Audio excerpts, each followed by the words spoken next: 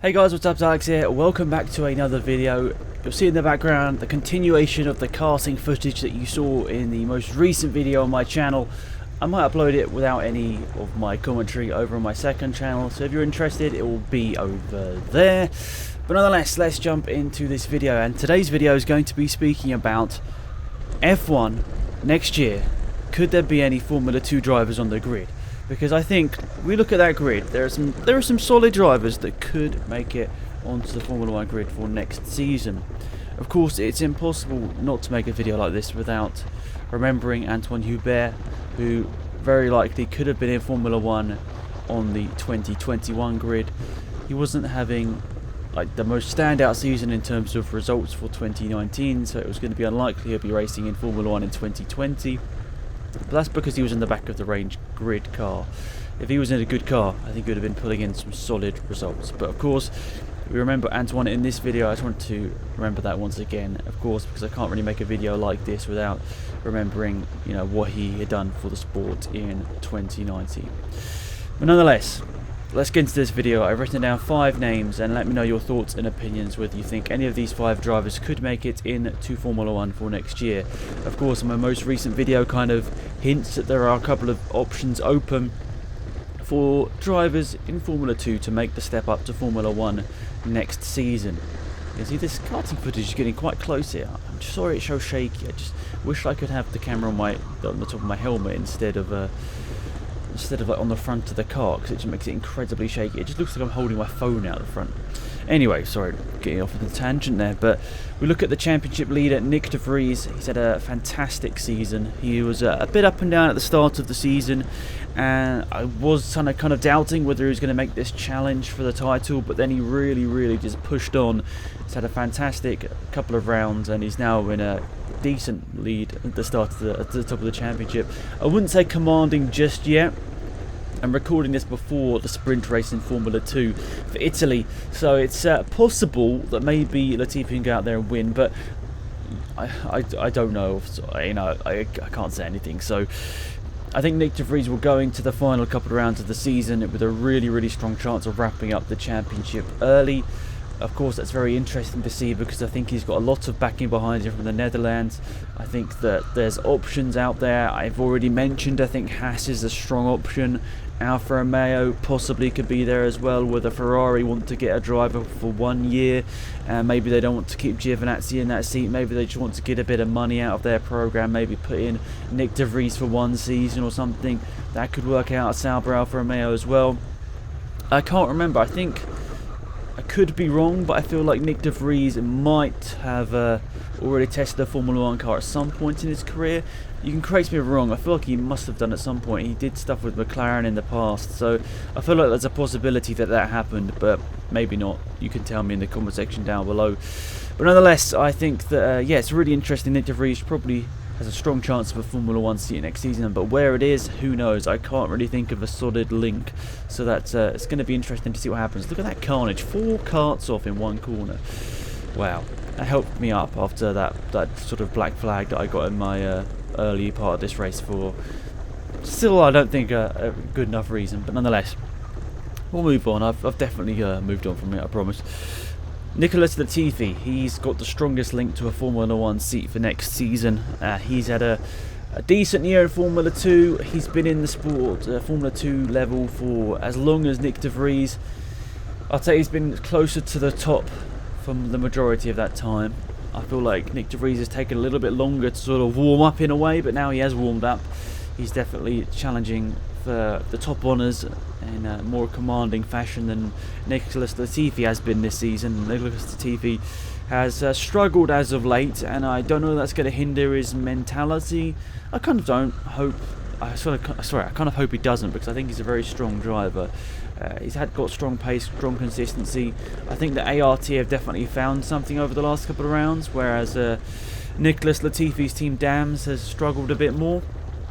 But you know, it's a team driver effort. They work together. It's all part of the situation. So I think we've got to just say Nyck de Vries has been doing a great job. But I think Latifi also has been a strong driver. I think they definitely have been the two there's been 3 standout drivers. We'll get onto that in a bit, but yeah, I think overall I'd say that Nicholas Latifi, he's got the links with Williams for next season. I think it's very, very likely we'll see Nicholas Latifi in a Formula 1 seat next season, and especially with the Williams team. So, you know, exciting times for him. He's, I think, a good driver, a friendly guy. He brings the money. I think it just all works out for Williams for next season. He's got the links already, so I think, you know, it's going to be good for Williams. I think getting him alongside George Russell, you know, it could do Nicholas Latifi the world of good to be alongside George Russell for a season. It could define his career if he can get close. And oh my goodness, karts flying everywhere. And we managed to get through that one. We're going to get another black flag for overtaking the yellow flags, or you know what's going on here? You know, but just saying, definitely moved on. But yeah, Nicholas Latifi, he's pretty much nailed on for that Williams seat for next season. I'd say I don't think Kubica will want to stay, and whether he's the choice to stay or not, I don't think so. Yeah, another thing. I think Nicholas Latifi's in that seat for next season. I don't even think we need to really speak about it too much. I think it's almost a given at this point. Then we get on to the less likely drivers to be in Formula 1 next year. I think Luca Giotto has had a very unlucky season. And I'm just throwing this out here as a person that watches every single F2 race and has done for, what, nearly 10 years now. Nicholas Latifi, we look on this season in sort of what am I trying to say? If we look at 2019 as a whole and just by itself, I think Nicholas Latifi and Nick De Vries are probably somewhat slightly outclassed in terms of raw speed by Luca Giotto. You might be confused about me saying this, but Luca Giotto challenged Esteban Ocon very closely for the GP3 title a couple of seasons back, and I think it was a massive shame that it just hasn't worked out for him a bit sooner. I honestly don't know why it hasn't, whether that's just been being in the wrong team at the wrong time or what, but it's just been a very, very tough couple of seasons for Luca Giotto. Finally, he's got the chance to prove himself, and he's still having issues with the car, you know, retirement, stuff like that, which is all stuff that's out of his control, and it's really, really gutting for him because, in my opinion, he's the outright quickest driver on the 2019 F2 grid. And I know that's saying something, people will disagree, and that's completely fine. I understand everyone has their own opinions, but I think Luca Giotto, in my opinion at least, as I said, is probably the outright fastest driver on the grid. So, you know, whether he's got a chance at F1 next year, I don't know. I think he's done some testing for Williams in the past. His biggest problem is that, it could be wrong here, I don't think Luca Giotto has much money in comparison to Nick De Vries and Nicholas Latifi. I think it'll be a lot harder for Luca Giotto to secure an F1 seat just because he doesn't have the money. He's definitely quick, don't get me wrong there. He's very, very quick, but I don't think he's got the money to make it work. So it's a big shame, but I don't think it's too likely.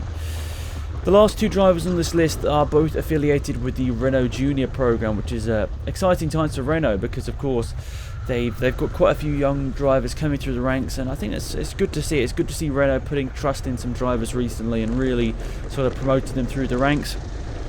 Jack Aitken, he's been a long time part, I think, of the junior program at Renault, so it's nice to see him having a strong season in F2.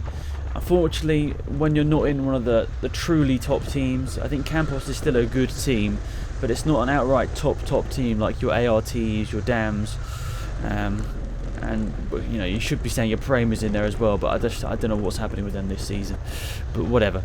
Yeah, so nonetheless, I think that Jack Aitken's done a really good job considering he's not in one of those top teams, and I think really we look at him and, as you know, he's had some good performance this season. So he was, let's be honest, a little bit mediocre up against George Russell last year in the same car and the same team, and he had a lot to prove coming into this season, but now a lot of those drivers have moved on elsewhere. Those, you know, drivers from F2 last year, sort of the mighty F2 grid from last year, one of the best F2 grids of all time.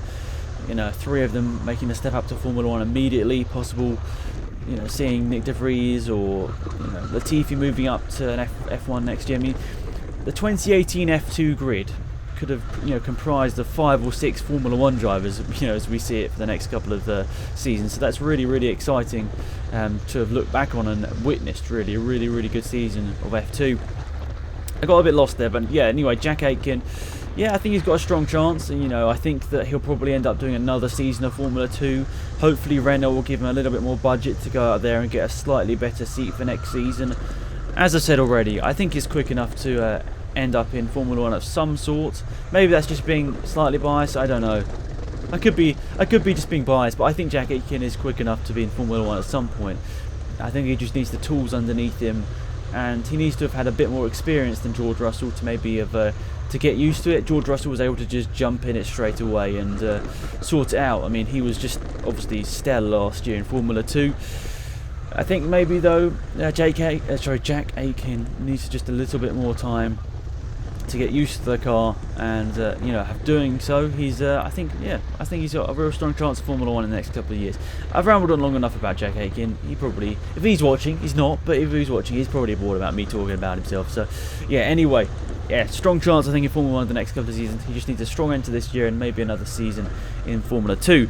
Now, finally on this list is another Renault driver, as we were talking about, and that's Guan Yu Zhu. So you may have remembered in a video, I think it was the preview for the Italian Grand Prix, I spoke about saying that there were two standout drivers for me in terms of rookies for Formula 2 drivers in 2019. Now, very sadly, of course, Antoine was one of those drivers. Of course, he has passed away, which is incredibly sad for the sport. But he was one of the two standout rookies to me in the 2019 season. Guan Yu Zhu and Antoine Hubert were the two standout drivers. And if anything, Antoine Hubert was more surprising because he was in a back of the grid car, and he was still putting out performances that were very, very special. So yeah, I want to reiterate that he genuinely would have probably been on this list if we were doing the same thing this time next year, because Antoine would have probably been in a better team and probably would have been battling for the championship. So yeah, I feel like I just had to mention that. Speaking about Guan Yu Zhu, part of the Renault Driver Academy, some strong performances this year. A lot of his good performances are becoming the feature race as well, which is good to see, because that means he's had a good start in qualifying and practice, getting all sorted there, getting a good performance.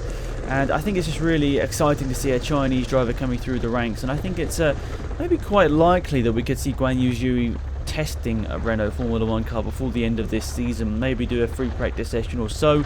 I think you can do that right without a super license. I might be wrong there, but I think there's a chance.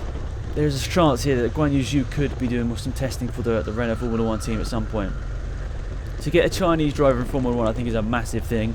I think it'd be great for the sport for that to happen, because of course it's opening up the sport to a wider nation as well. We know the population of China, and I don't know, I'm sure there are loads of Chinese Formula 1 fans, but I would assume bringing a Chinese driver into the sport, one that's very talented as well at the same time, would do wonders for the sport in Asia. So exciting times. And of course, look at Jack Aitken. He's got I think he's half Korean, isn't he? So that'd be opening up an even wider Asian audience, which I think Formula 1 probably does need to look at capturing, because I'd say right now, of course, we all know Formula 1 is a Europe-based sport, and overall I'd just say, yeah, there's an interesting time maybe ahead for the Asian side of Formula 1 over the next couple of years. A couple of drivers coming through could make it very exciting. You could even look at someone like Nobu Matsushita recently winning the Italian GP sort of feature race in the F2. So exciting times are ahead for these drivers. Thank you for watching. Hopefully you enjoyed it. Once again, I'm making a video about Formula 2, remembering Antoine. I don't think you need to take in every single video to still be thinking about it, but I just want to say, especially on the Formula 2 video like this, we're remembering Antoine, and no doubt an F1 driver of the future. Thank you for watching. Hopefully you sort of found this video interesting. Let me know your thoughts and opinions in the comment section down below, and hopefully you enjoyed the karting footage. And this was just my slow down lap. I finished 7th overall after that black flag drive-through penalty. Pace was good. The standout guy at the top was just too quick for everyone. If I didn't have to drive through, there's a possibility I could have finished 4th or 5th. But nonetheless, I learned a lot. Exciting. I'm going to go back there in the future. First time there, I'm very happy with my results, and I'm sure, I get the feeling the people that finished ahead of me have been there quite a lot before. So I'm happy with my results. Thanks for watching. Have a great day, and I'll see you all around soon. It's been Alex. I'm out of here. Goodbye.